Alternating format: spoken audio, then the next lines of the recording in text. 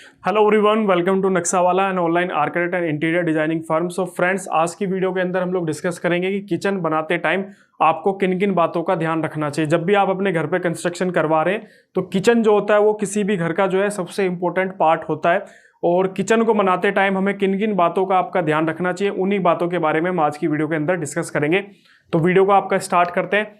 First इसके अंदर जो आपका पॉइंट होता है वो होता है आपका किचन का साइज।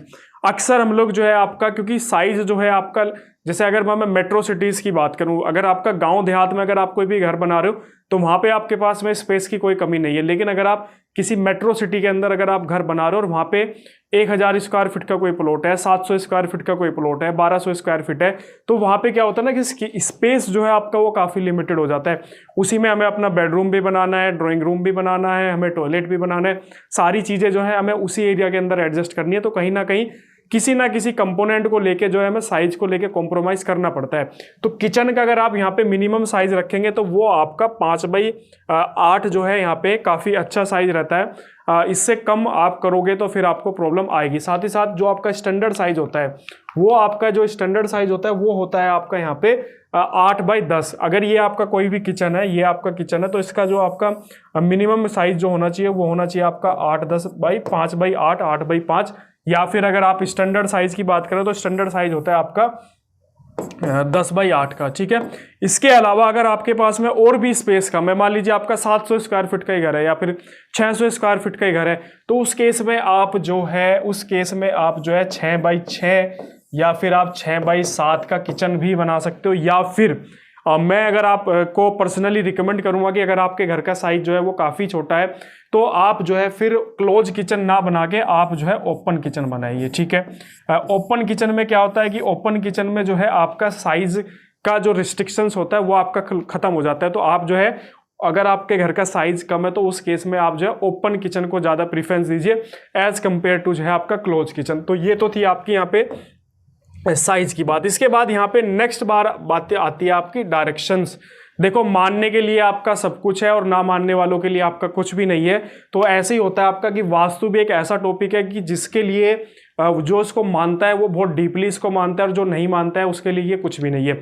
लेकिन अगर आपकी आस्था है इन सब चीज़ों में तो आप जो है अपने घर पे जब भी आप किचन बना रहे हो तो उसकी वास्तु को जरूर चेक करें, क्योंकि किचन एक ऐसा पार्ट होता है घर का, क्योंकि उसी में आपका खाना बनता है और उस खाने से ही पूरे परिवार को जो है वो खाना आपका सर्व किया जाता है। तो एक तरीके से अगर आपके किचन में वास्तु दोष है तो उससे आपकी पूरी फैमिली यहाँ पे इफेक्ट हो सकती है। तो वास्तु दोष के हिसाब से अगर मैं वास्तु दोष की बात करूं, वास्तु के अकॉर्डिंग अगर मैं बात करूं तो जो हमारा ये आपका यहाँ पे एक चार्ट है जिसके अंदर यहाँ पे अग्निकोण जो होता है, अग्निकोण सबसे बेस्ट माना जाता है, क्योंकि अग्निकोण जो है वो आपका किसको रिप्रेजेंट करता है, आपका यहाँ पे फायर को रिप्रेजेंट करता है। तो किचन में हमारी फायर यूज होती है, अग्नि यूज होती है। तो आपका जो साउथ ईस्ट कॉर्नर होता है वो सबसे बेस्ट कॉर्नर माना जाता है आपका अग्नि, उसके लिए आपका किचन के लिए। तो जब भी आप अपने घर का कंस्ट्रक्शन कराएं तो साउथ ईस्ट जो आपका कॉर्नर होता है, साउथ ईस्ट, तो कोशिश करें कि आप अपने घर का जब कंस्ट्रक्शन कराएं तो साउथ ईस्ट कॉर्नर पे ही आप जो है अपने घर का जो है यहाँ पे उसको किचन को जो है आप बनाने की कोशिश करें। ठीक है। साउथ ईस्ट कॉर्नर याद रखना आप, और कोशिश करना कि साउथ ईस्ट कॉर्नर में जो आपका गैस का स्टोव रहे वो इस डायरेक्शन में रहे कि आप जो है ईस्ट डायरेक्शन की तरफ जो है आप जो है यहाँ पे खड़े होकर खाना बनाएं। इसके बाद आपका यहाँ पे नेक्स्ट होता है आपका क्या है आपका काउंटर की हाइट। अक्सर काउंटर की हाइट को लेके आप लोग जो है काफ़ी कंफ्यूज रहते हो और इस टॉपिक पे बात नहीं कर दो। अगर आपके काउंटर की हाइट गलत है तो आपके घर में जो लेडी उस किचन के अंदर काम कर रही है उसको यहाँ पे बैक में प्रॉब्लम 100% स्टार्ट होनी ही होनी है, क्योंकि जो काउंटर होता है जब वो खाना बना रही है तो काउंटर इस तरीके से होना चाहिए कि वो ज़्यादा झुक के उस पर काम ना करे। अगर वो उस पर रेगुलर इस तरीके से झुक के अगर उस पर काम कर रही है तो उसके बैक में पेन होना ही स्टार्ट हो जाएगा कुछ टाइम के बाद। तो अगर आपके घर में भी किसी लेडी को जो है बैक पेन की प्रॉब्लम है तो हो सकता है कि आपका जो किचन काउंटर है उसकी हाइट सही नहीं हो। अक्सर हम इस टॉपिक पे कभी सोचते ही नहीं है। वैसे जो आपकी जो स्टैंडर्ड हाइट होती है वो आपका जो है 32 से 36 होती है। ये आपका किचन का काउंटर हो गया और ये आपका जो है फ्लोर है। तो यहाँ से जो आपकी इसका टॉप होना चाहिए वो आपका 32 से 36 इंच जो है इसका आपका काउंटर की हाइट होती है टॉप। लेकिन मैं पर्सनली आपसे ये बोलूँगा कि आपके घर का जो हाइट का जो स्टैंडर्ड है, खासकर फीमेल का, आप उसके अकॉर्डिंग भी कर सकते हैं। घर में क्या होता है कि कुछ फैमिलीज ऐसी होती हैं कि जिनमें आपका जो हाइट होती है वो ज़्यादा होती है, कुछ फैमिलीज ऐसी होती है जिनमें हाइट जो है आपका कम रहती है। जैसे मैं अपने परिवार में बात करूं तो हमारे परिवार में जैसे जो फीमेल्स हैं उनकी सबकी हाइट 5 फीट से ज़्यादा है, ठीक है। कुछ फैमिलीज ऐसे भी होती हैं कि जिनके अंदर आपका जो फीमेल्स होती हैं उनकी हाइट जो है वो 5 फीट से कम रहती है।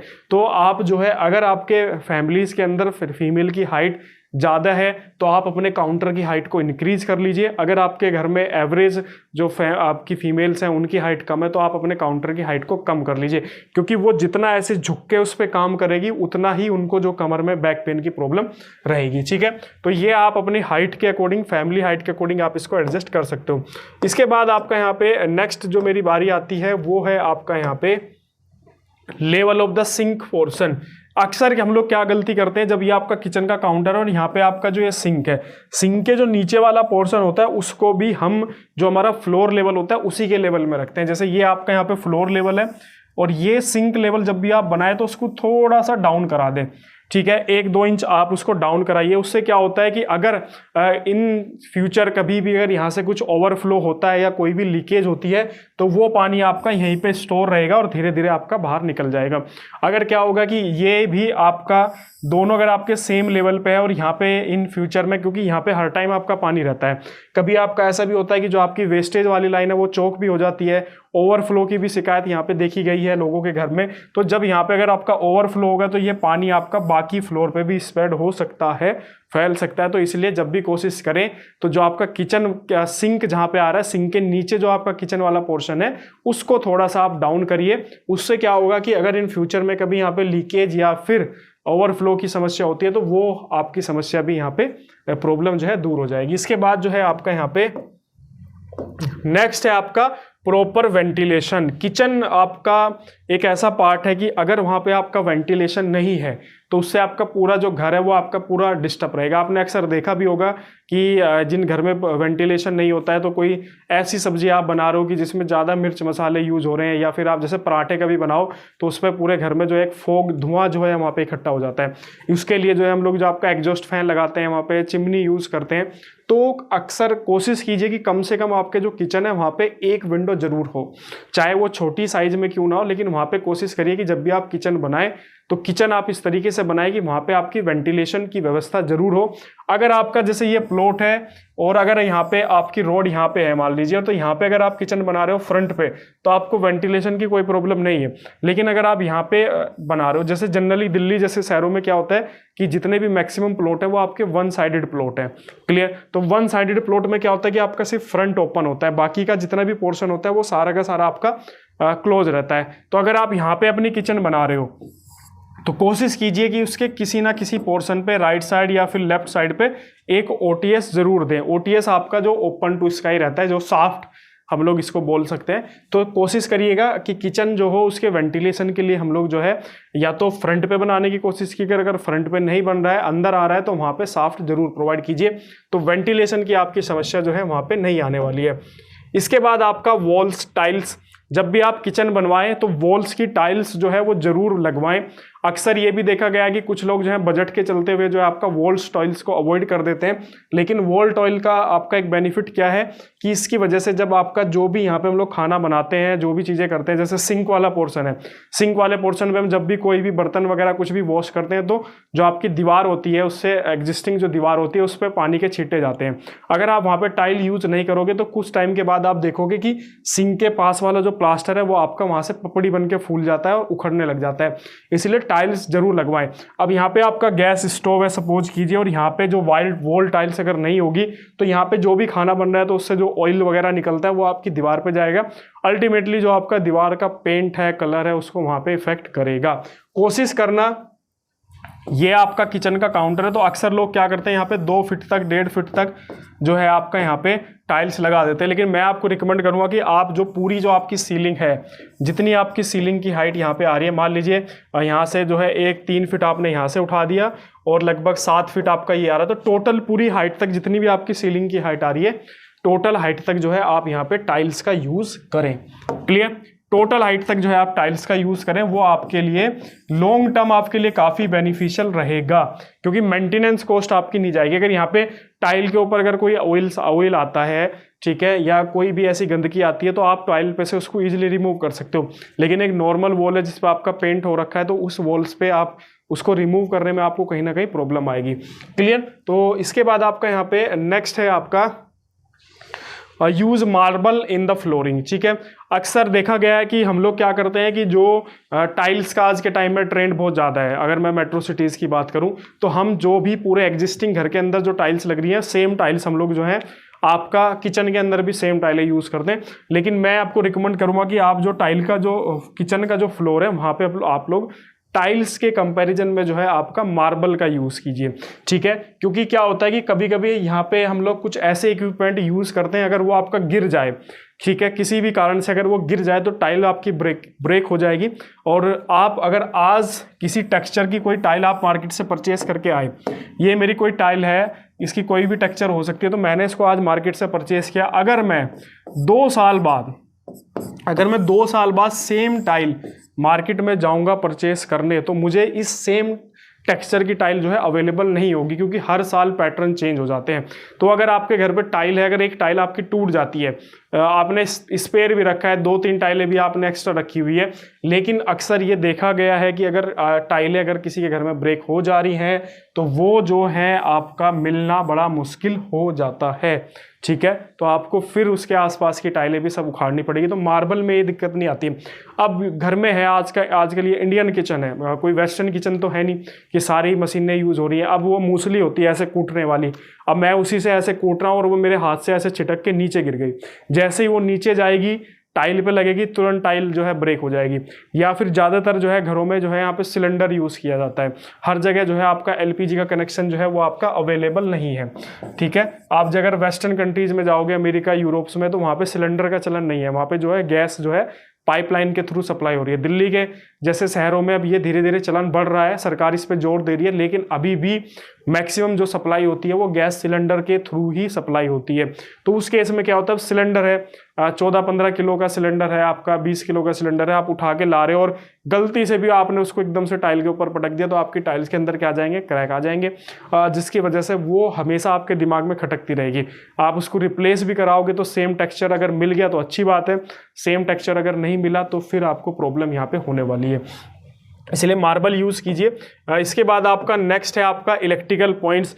अक्सर ये भी देखा गया है कि हम लोगों ने किचन बनवा ली, सारे काम फिनिश करा लिए, लेकिन जब हम वहाँ पे इलेक्ट्रिकल स्विचेस की बात करते हैं तो मेरे जितने भी मेरे अप्लायंसेस हैं, क्योंकि आज के टाइम पे इलेक्ट्रॉनिक्स आइटम सबसे ज़्यादा यूज होते हैं किचन के अंदर, तो वहाँ पे स्विच की अवेलेबिलिटी नहीं हो पाती है। तो इसलिए हमेशा माइंड में मेकअप करके चीज़ें रखें कि भाई एक पॉइंट मुझे आपका इन फ्यूचर में जो है चिमनी देनी है, तो चिमनी के लिए मेरा एक पॉइंट यहाँ पे होना चाहिए, चिमनी के लिए मेरा एक पॉइंट होना चाहिए। फ्रिज मुझे देना है तो फ्रिज के लिए मेरा एक पॉइंट होना चाहिए। आरओ अगर मैं यहाँ पे यूज़ कर रहा हूँ तो आरओ के लिए एक पॉइंट होना चाहिए। सर्दियों के टाइम पे जो है यहाँ पे गीजर आपका यूज़ किया जाता है, तो गीजर के लिए भी आपका एक पॉइंट यहाँ पे होना चाहिए। इसके अलावा आपका ओवन है, ओवन के लिए एक आपका अलग पॉइंट होना चाहिए। मिक्सचर ग्राइंडर जो हम लोग जो है यूज़ करते हैं वो भी यहाँ पे होना चाहिए। इसके अलावा भी अगर आपका क्लोज किचन है और वहाँ पे एसी लग सकती है तो एसी का पॉइंट भी वहाँ पे होना चाहिए। तो इसी तरीके से आप कैलकुलेशन कर सकते हो कि आपको एक्चुअल में कितने पॉइंट्स चाहिए। भाई चिमनी आप यूज़ करोगे इन फ्यूचर, आज अगर आपने चिमनी नहीं लगाई तो इन फ्यूचर तो कभी लगाओगे। इसी तरीके से आज अब अगर आपके पास में ओवन नहीं है, माइक्रोवेव नहीं है, तो हो सकता है, ज़रूरी थोड़ी ना कि भविष्य में आपके पास नहीं रहेगा। तो आप इस तरीके से, क्योंकि किचन अगर आज बन गई तो वो ऐसा तो है नहीं कि आप हर 2 साल में उसको चेंज करोगे। कोई भी घर बनता है तो आज के टाइम में 25-30 साल तो कम से कम चलता ही है। तो इसलिए जो है पहले से ही सारी कैलकुलेशन आप करके रखिए कि आपको एक्चुअल में कितने पॉइंट चाहिए। आप मोटा मोटी काउंट कर लीजिए कि भाई एक गीजर का पॉइंट हो गया आपका, एक आपका जो है चिमनी का पॉइंट हो गया, एक आपका जो है यहाँ पे आरओ का पॉइंट हो गया। इस तरीके से सारे पॉइंट जो है आप यहाँ पे काउंट करके इलेक्ट्रिशियंस को बता दीजिए कि भाई इतने अप्लायंसेस हम लोग यहाँ पे यूज़ करेंगे, वो आपको यहाँ पे पॉइंट दे देगा। इसके बाद आपका यहाँ पे नेक्स्ट पॉइंट है किचन का कलर।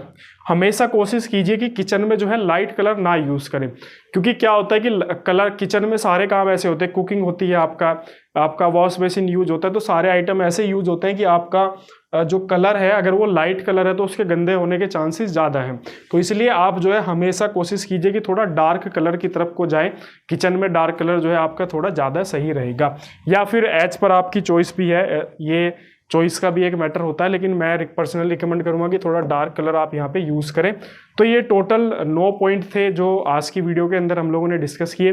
सारे पॉइंट्स काफ़ी जेन्युइन पॉइंट्स थे जो अक्सर क्लाइंट हमारे फेस करते हैं, हमसे कॉल बैक करके आपसे पूछते हैं कि सर मेरे को ये प्रॉब्लम आ रही है। तो वही हम लोगों ने सोचा कि आप लोगों के साथ शेयर किया जाए, ताकि आप लोग भी जब अपने घर पे किचन का कंस्ट्रक्शन कराएं तो इस तरह की प्रॉब्लम आपको ना फेस करनी पड़े।